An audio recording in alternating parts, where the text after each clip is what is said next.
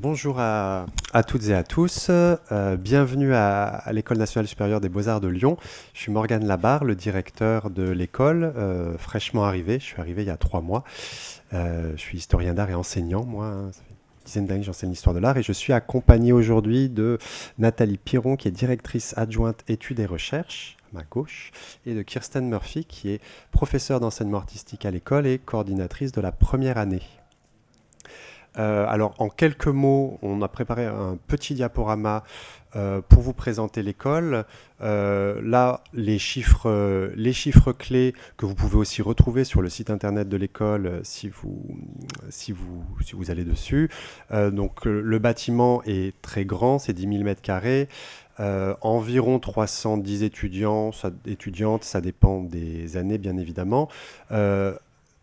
Ce qui vous intéresse, évidemment, les cursus, les diplômes. Il y a 6 diplômes, des DNA et des DNSEP. Alors, le DNA, c'est le diplôme national d'art, c'est le diplôme de 3e année. Et le DNSEP, c'est le diplôme de 5e année. S'il y a supérieur dans le titre de l'école, hein, École nationale supérieure, c'est qu'on est un établissement d'enseignement supérieur. C'est-à-dire c'est comme si on allait à l'université, en fait. Et c'est que nos diplômes de 3e année et de 5e année, ils confèrent les grades universitaires de licence ou de master. C'est comme, quand vous avez le diplôme, c'est comme si vous avez une licence ou un master. On a la formation en art et la formation en design. En design, il y a du design d'espace, du design graphique et du design textile. Il y a également un post-diplôme qui concerne donc des personnes qui ont été diplômées de l'école ou d'autres écoles et qui souvent attirent des gens qui ont déjà un début de parcours professionnel, donc sortis depuis quelques années de l'école. On a également 2 unités de recherche, une unité de recherche numérique qui est partagée avec l'École supérieure d'art et de design de Saint-Étienne et une autre unité de recherche qui s'appelle ACTH, Art contemporain et temps de l'histoire.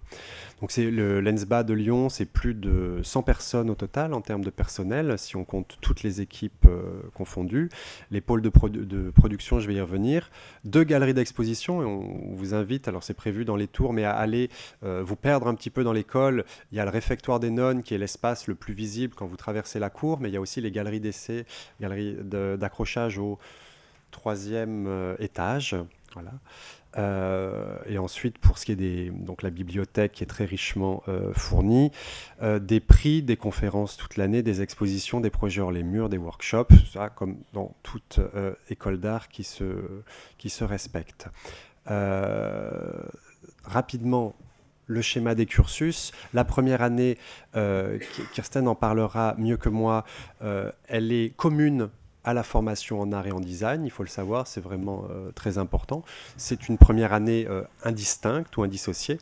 Et ensuite, vous passez en 2e année en art ou en design d'espace ou en design graphique ou en design textile. Ensuite, en second cycle, donc c'est en cycle de DNSEP qui confère le master, il y a la formation en art et la formation en design d'espace. On appelle ça la phase projet parce que le second cycle, il est beaucoup plus centré autour de l'accompagnement de la pratique individuelle et du projet de diplôme, du projet artistique, quoi. En plus de cela, pour ce qui est de la formation professionnelle, on a de la VAE et on a également ce qu'on appelle la FCP, la formation complémentaire de professionnalisation, qui est une année après le diplôme pour celles et ceux qui ne seraient pas encore complètement sûrs qu'ils veulent quitter l'école, mais qui sont diplômés, qui veulent pouvoir continuer à faire des stages et qu'on accompagne à des endroits de professionnalisation. C'est à ça que sert cette année un petit peu tampon entre l'école et le monde réel. Donc la recherche, j'en ai déjà un petit peu parlé, le post-diplôme également. Je termine avec les pôles techniques. Ça, c'est l'une des grandes richesses de l'ENSBA de Lyon, c'est sa ressource de production, son outil de travail. Il y a 5 pôles différents. Le pôle édition, où on pratique alors, tout ce qui est impression numérique, offset, sérigraphie en particulier. Et donc à chaque fois, dans chacun des pôles, il y a plusieurs personnels spécialisés de chacune des techniques que je vais citer. Donc on a l'outil de travail et des gens à temps complet sur place pour accompagner la réalisation de projets, pour aider à l'orientation des projets aussi, la faisabilité technique des projets.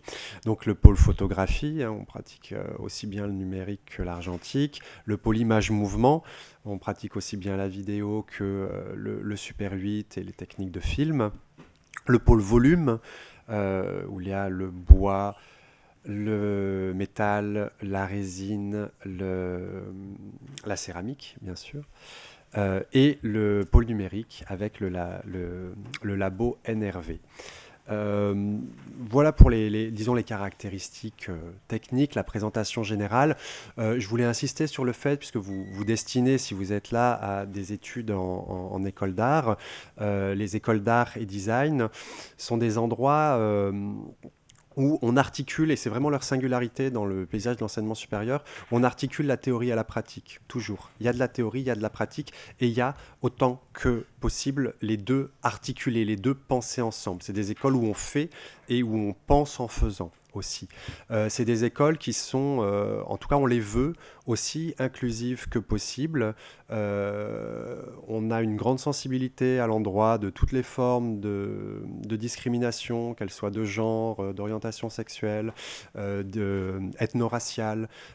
C'est vraiment des lieux où, alors on peut toujours mieux faire, mais on affiche en tout cas, on affirme une sensibilité à ces questions et une ouverture à toutes les diversités. Voilà, je vais laisser la parole à ma collègue Nathalie Piron qui va vous présenter le concours. Eh oui, donc je vais vous présenter le concours puisque vous savez, alors nous sommes souvent considérés comme des écoles sélectives, c'est pas tant par plaisir que par manque de place, paradoxalement, puisqu'on n'a qu'une 60aine de places en première année et en classe prépa on en a à peu près autant, un peu plus. Donc évidemment on est rentré en plus sur Parcoursup depuis 2 ans maintenant. Donc, ce qui complexifie aussi parfois la compréhension, c'est la raison pour laquelle je vais vous présenter très rapidement ici le concours, mais je vous invite à récupérer à la sortie ce petit papier récapitulatif qui vous expliquera, vous donnera les dates du calendrier, les modalités de candidature, les différentes phases et ce qui est attendu. Donc là, je vais aller un peu vite. Je m'en excuse. Donc, c'est un concours que nous avons gardé pour l'instant en distanciel depuis les années Covid. Ouvert donc à tous les candidats titulaires du baccalauréat ou d'un diplôme équivalent. Naturellement, si vous êtes en terminale, vous pouvez le tenter et l'admission est soumise à la présentation du baccalauréat au mois de juin-juillet. Le ou la candidate peut s'inscrire au concours donc en étant terminale et les étudiants de classe préparatoire aux écoles d'art peuvent également évidemment postuler à l'examen d'entrée. Une question qui m'a été posée dans une des nombreuses visios que j'ai fait de présentation de l'école dans ces classes préparatoires, c'est qu'en fait la classe préparatoire de l'ENSBA Lyon, Anthony Musso est ici, le directeur délégué vous en parlera, n'est pas ce qu'on appelle une classe préparatoire intégrée, c'est-à-dire qu'il prépare à tous les concours de toutes les écoles d'art, pas uniquement de l'école de Lyon. Rappelons aussi pour ceux qui auraient quitté le système scolaire depuis 1 an ou 2 que des dérogations exceptionnelles peuvent être accordées par la direction de l'ENSBA. Ceci pour la bonne et simple raison que même si nous passons par Parcoursup, en fait, nous ne regardons pas les résultats scolaires. Nous cherchons des personnes singulières, nous cherchons des personnes attirées par la pratique artistique.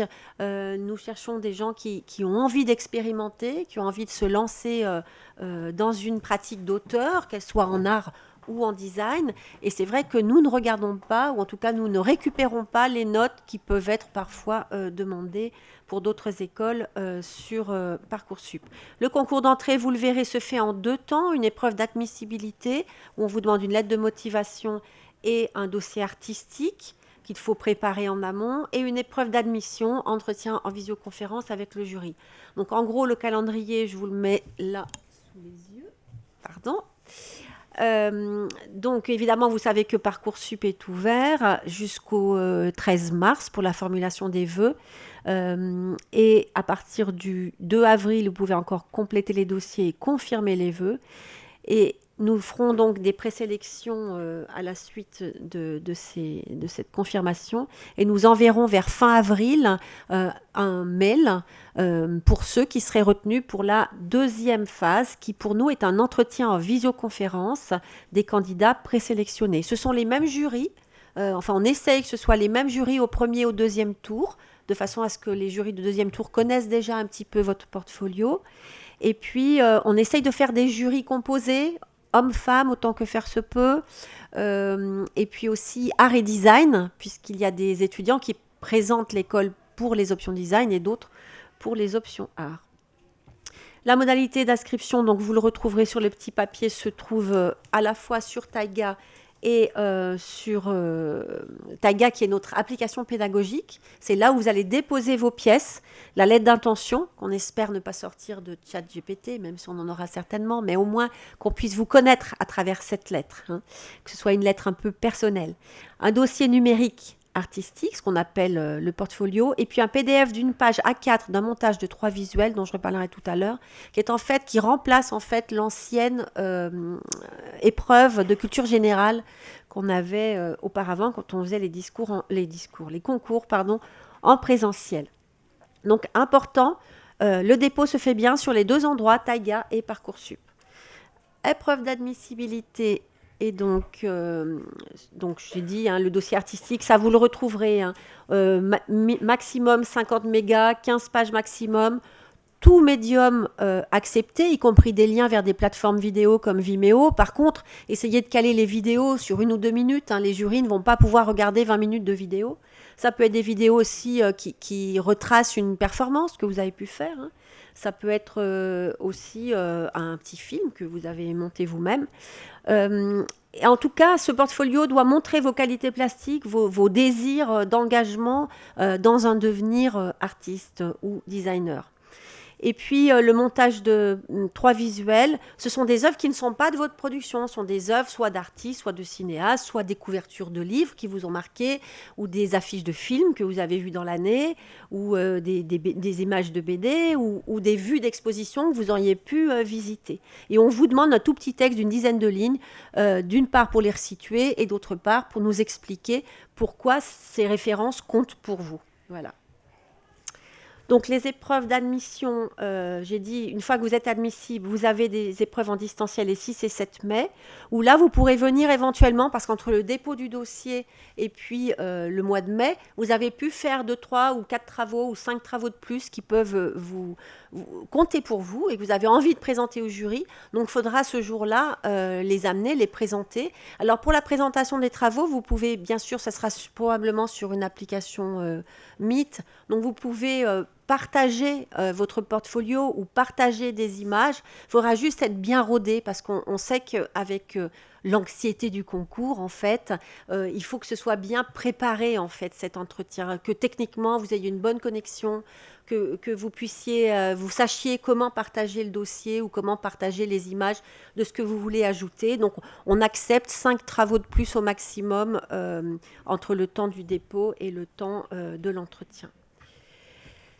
Que veut le jury? En fait, le jury veut que vous vous présentiez d'abord dans un premier temps. On vous laisse à peu près quelques minutes, une dizaine de minutes pour présenter vos motivations, les travaux qui comptent pour vous, qu'est-ce qui vous incite à vous engager dans des études d'art.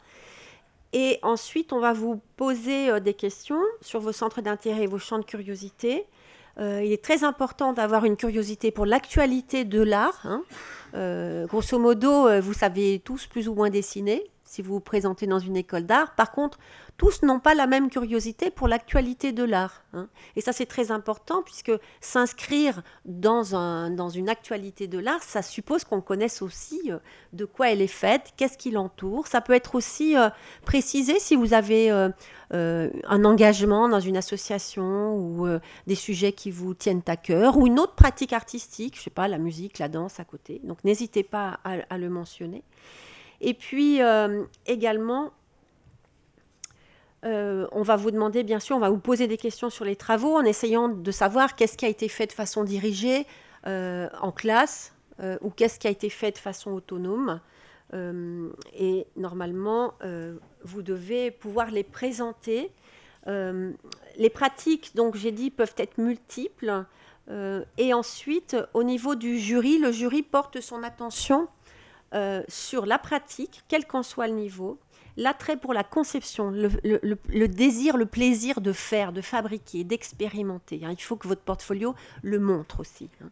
Votre esprit de curiosité, votre intérêt donc pour la création contemporaine, quelle qu'elle soit, ça peut être effectivement les arts plastiques et visuels, le design, l'architecture, le cinéma, la littérature, la poésie, les spectacles vivants, les sciences humaines.